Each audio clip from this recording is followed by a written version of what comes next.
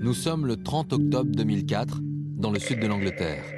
Dans ce manoir appartenant à l'église de Scientologie, se tient aujourd'hui l'un des plus grands rassemblements annuels de la secte. Cette année-là, Mark Hedley participe à l'organisation de l'événement. Chaque année, la Scientologie organise plusieurs conventions. Et celle-ci, c'est la seule où tous les adeptes européens sont réunis. Sur l'estrade, pour animer la soirée, le grand maître de la Scientologie, David Miscavige, leader incontesté du mouvement depuis maintenant plus de 20 ans. We now come to the final award for this evening. It is my honor to present our first Freedom Medal of Valor to the most dedicated Scientologist I know. Dès lors, le grand vainqueur cette année s'appelle Tom Cruise. Tom Cruise has introduced LRH technology to over 1 billion minutes of every hour. Someone reaches for LRH technology simply because they know Tom Cruise is a Scientologist. Un message de propagande reposant sur des statistiques impressionnantes. Someone who can look at the world and really see what it is. Not only look at it and see it, but be able to go and be effective and do something about it. And someone who's not asking permission to do that. They ask permission. We are the authorities. Tom Cruise, le meilleur d'entre eux, est accompagné de sa mère et de sa sœur aînée. Ses sœurs sont scientologues. Il les a toutes fait rentrer dans le mouvement. Sa mère aussi est une scientologue assidue. David Miscavige et Tom Cruise sont unis comme les doigts de la main.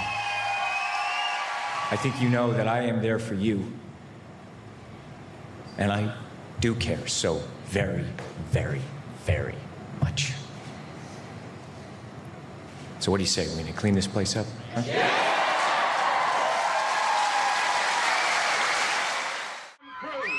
Nous sommes le 16 octobre 1986 à Los Angeles. Tom Cruise, ce jour-là, a seulement 23 ans.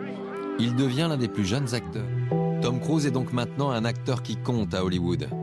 Et c'est à cette époque qu'il fait une rencontre déterminante. Elle est actrice comme lui et elle s'appelle Mimi Rogers. Et Tom Cruise tombe sous le charme de cette actrice à la fois maternelle et ambitieuse. Il l'épouse au bout de quelques mois. Pour l'acteur, c'est un vrai coup de foudre. Mais pour sa nouvelle femme, ce mariage a apparemment un tout autre intérêt. En plus d'être comédienne, elle appartient à un mouvement sectaire très en vogue à Hollywood, l'église de Scientologie. Mimi Rogers faisait du recrutement. Elle occupait un poste assez élevé dans la secte. Elle a toujours vécu dans la Scientologie. Son père est même l'un des fondateurs de la secte avec Ron Hubbard. Le père de Mimi Rogers et puis son ami, Ron Hubbard. Cet ancien écrivain de science-fiction va créer dans les années 50 un mouvement qu'il appelle l'église de Scientologie. Son principe, proposer à ses membres d'améliorer leur capacité mentale par un savant mélange de science et de religion. Et rapidement, l'écrivain va devenir gourou. Des centres apparaissent un peu partout dans le monde et ces théories y sont enseignées. Ils promettent de vous aider à vous améliorer. Et voici l'un de ces centres situés à Hollywood. La jeune femme qui le dirige à l'époque n'est autre que Mimi Rogers. La stratégie était de faire rentrer des célébrités dans la secte pour qu'elles deviennent des porte-paroles et des représentants de la Scientologie. Et cette stratégie a un nom, c'est le projet Célébrité mis en place par Ron Hubbard dans les années 50. Les cibles sont les plus grandes stars de l'époque. On y retrouve Orson Welles, Walt Disney ou encore Greta Garbo. Et 30 ans plus tard, Tom Cruise apparaît comme la cible parfaite. Et alors que Tom Cruise poursuit sa formation, la secte est en pleine restructuration. Son gourou historique, Ron Hubbard, vient de mourir dans un accident. Et c'est un jeune adepte, ambitieux, qui prend le pouvoir. Il s'appelle David Miscavige. Il a été recruté par l'organisation à l'âge de 13 ans. Il est rapidement monté dans la hiérarchie et est devenu l'un des porte-paroles de Ron Hubbard.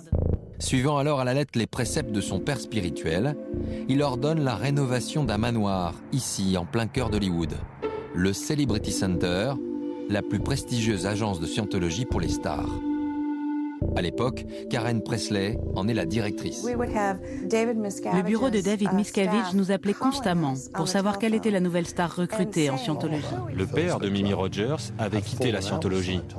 Il y avait eu un différend religieux et philosophique entre sa famille et la nouvelle direction. Mimi était considérée comme une ennemie potentielle. Et Mimi Rogers va être alors progressivement écartée. Tom Cruise accepte de poursuivre sa formation ici, au Celebrity Center, un lieu plus adapté à son statut de star. À l'été 89, le leader de la scientologie envoie une invitation à Tom Cruise. Il souhaiterait lui faire visiter le quartier général de l'organisation, un privilège auquel aucun autre adepte de son rang n'a jamais eu droit. Et quelques semaines plus tard, l'acteur est emmené en hélicoptère à Emmett, une petite ville située à une centaine de kilomètres au sud de Los Angeles.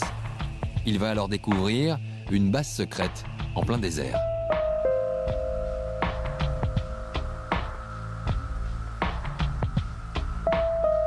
Il y a une cinquantaine de bâtiments sur la propriété et les bureaux de la direction sont au nord de cette route. De l'autre côté, on trouve les studios de production. C'est là qu'ils fabriquent les films destinés aux enseignements et à la propagande. Tom Cruise a devant les yeux plusieurs dizaines d'hectares de terrain, entourés de barbelés et de caméras de surveillance, au milieu desquels travaillent plus d'1 millier d'adeptes, entièrement dévoués à la secte. Dès son arrivée, Tom Cruise est accueilli par David Miscavige en personne. Le leader est entouré d'hommes et de femmes en uniforme. Ce sont les membres de l'organisation maritime, les cadres de la scientologie. Et l'acteur va découvrir également dans cet immense château que la base dispose de studios de production vidéo. Désormais, dès qu'il le pourra, la star quittera Los Angeles pour rejoindre David Miscavige et la base d'Emmett. En 2003, Tom Cruise va franchir une nouvelle étape. Il va obtenir l'accès à un mystérieux document laissé par le gourou historique de l'église de Scientologie, Ron Hubbard. Un texte autour duquel reposent tous les fondements de l'organisation.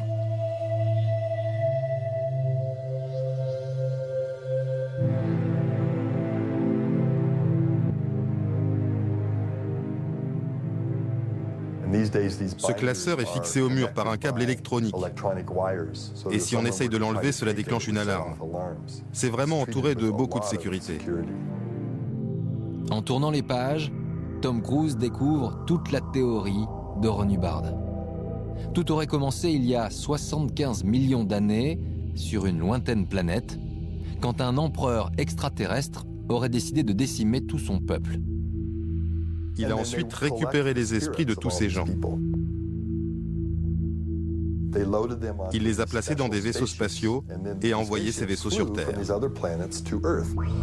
Et arrivés sur Terre, les esprits extraterrestres auraient alors envahi les corps humains, les empêchant de fonctionner normalement.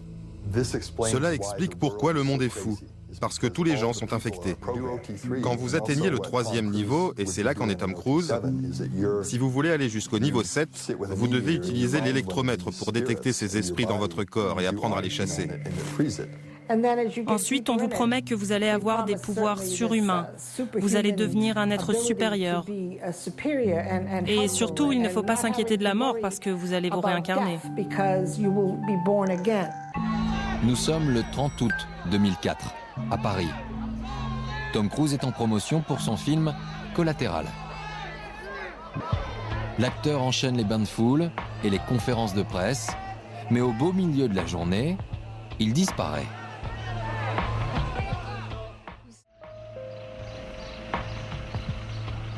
C'est la voiture du ministère de l'économie qui est venue chercher Tom Cruise. Il va voir Nicolas Sarkozy. Il y avait un photographe qui avait été convié pour immortaliser la rencontre. Et puis donc, le caméraman de France 2 s'est retrouvé accepté. Aucun autre journaliste ne sera invité à Bercy ce jour-là. Une rencontre à caractère privé. Mais pour Tom Cruise, cette rencontre a un intérêt beaucoup plus stratégique. Et Tom Cruise n'a pas sollicité Nicolas Sarkozy par hasard. L'ancien ministre de l'Intérieur a longtemps été chargé des cultes. Il est surtout l'un des futurs candidats à l'élection présidentielle. Les deux hommes vont ensuite s'entretenir à huis clos durant une vingtaine de minutes. Il s'agit clairement d'une opération scientologue. Car l'acteur n'est pas venu seul. Voici Tommy Davis, l'actuel directeur du Celebrity Center de Los Angeles, l'un des porte-paroles du mouvement. Les deux hommes, ce jour-là, sont en mission. Et cela porte même un nom. Si Tom Cruise sympathise avec Sarkozy, il peut dire alors qu'il a réalisé en France ce que les scientologues appellent un point sécurisé. Et avec ce point sécurisé, on va pouvoir installer de nouvelles organisations scientologues. Et cette croisade politique de Tom Cruise va s'achever ici, en Espagne. Pour la première fois ce jour-là, les plus hauts responsables de la scientologie s'affichent en plein cœur d'une capitale européenne. Et cela dans un pays où la secte vient tout juste d'être reconnue comme une religion. Nous sommes le 17 juin 2005, gare de Lyon, à Paris. Dans la salle du restaurant Le Train Bleu, des journalistes attendent la présentation du dernier film de Steven Spielberg, La Guerre des mondes. Mais les journalistes vont très vite comprendre qu'il n'est pas vraiment venu pour parler cinéma. In my life, and I've been a Scientologist for over 20 years. Very proud of being a Scientologist. Spielberg commence à se dire, mais attends, il utilise la promotion de son film pour ses frasques personnelles, pour sa vie privée. Pour la première fois de sa carrière, Tom Cruise déçoit Hollywood. Mais quelques jours plus tard, c'est l'Amérique entière qu'il va choquer. Il croit que les psychiatres existent depuis la création du monde et qu'ils sont là pour infiltrer les esprits des gens afin de les contrôler. Il est persuadé que les psychiatres essayent depuis des millions et des millions d'années de détruire l'espèce humaine. Do you understand that? The difference is this was not against her will, though. But this wasn't against Brooke's will. C'est comme si c'était David Miscavige qui parlait. En août 2006, le patron de la Paramount, Sumner Redstone, le principal employeur de Tom Cruise, rompt son contrat avec l'acteur. Après 14 ans de collaboration, Sumner Redstone, le patron de Paramount, a déclaré que le comportement de Tom Cruise en public avait eu des conséquences financières au box-office. Tom Cruise passe donc du statut de comédien à celui de patron de studio. Il se lance dans un nouveau projet, un projet ambitieux avec lui bien sûr, comme personnage principal. En juillet 2007, Tom Cruise prend la direction de Berlin. Sa toute première production, le projet s'appelle Valkyrie. Basé sur des faits réels, il va tenter de redonner vie à Klaus Stauffenberg, un officier allemand de la Wehrmacht pas tout à fait comme les autres. Stauffenberg est un symbole pour les Allemands. C'était un officier de carrière qui a tenté plusieurs fois d'assassiner Hitler. Un personnage important pour les Allemands. Et en Allemagne, on s'interroge. Pourquoi Tom Cruise a-t-il choisi ce héros? Est-ce vraiment un hasard? Ce choix est-il uniquement cinématographique? Le fait d'avoir tourné un film sur un héros de la résistance allemande est quelque chose de très certainement calculé. Ça ne peut pas relever du hasard.